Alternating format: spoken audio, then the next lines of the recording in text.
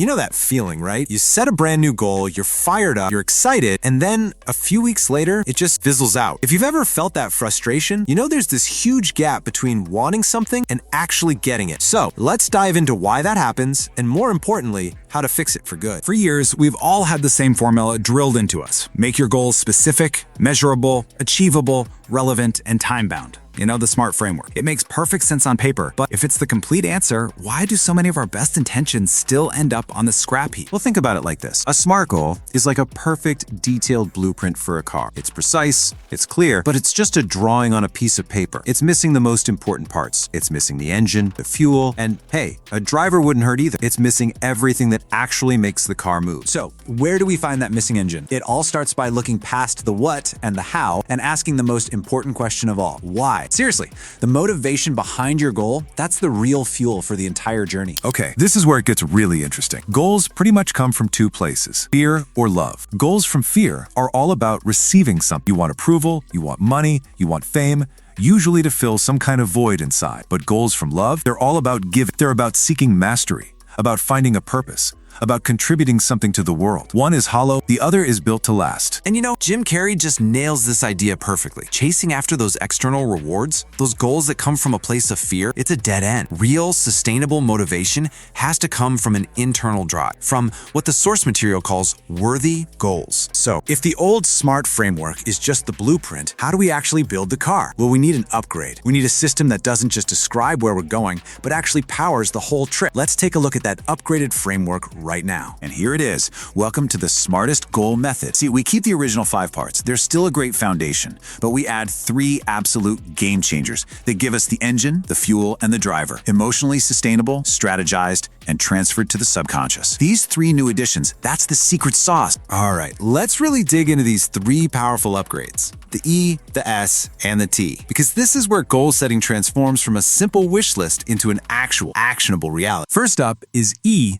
emotionally sustainable. Now listen, this has nothing to do with just gritting your teeth and having superhuman willpower. Nope, it's about being real with yourself. It's about building a plan that can survive a punch in the mouth, because failure is going to happen. The real question is your plan ready for it?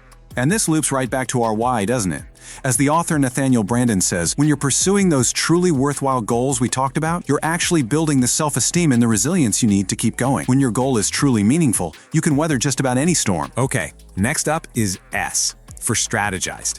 This is where we stop daydreaming and start planning. I mean, a goal without a strategy is just a wish, right? You need a clear, intelligent plan of action. But how do you build one that's not just a giant, overwhelming to-do list? The key is the Pareto principle. Maybe you know it as the 80-20 rule. The idea is so simple, but man, it's powerful. It says that about 80% of your results will come from just 20% of your actions. So your job isn't to do everything. Your job is to find that critical 20% and focus on it like a laser. And that brings us to the final letter, T, transferred to the subconscious. Now this is the big one. This is the deepest and maybe the most powerful part of the entire system. Because look, you can have the best goals and the smartest strategies, but if your own mind is secretly working against you, you're driving with the emergency brake on. You have to get your internal programming on your side. So what's the main culprit here? It's something the source calls limiting beliefs. And you know these voices, right? I'm not good enough. I'm too old for that. I'm just not a math person. These things feel like facts, but they're not. They're just interpretations, and they can absolutely sabotage you without you even knowing it. So how do you fix this? The source gives us this really simple 4-step process. First, you have to identify the belief. What's the story you're telling yourself?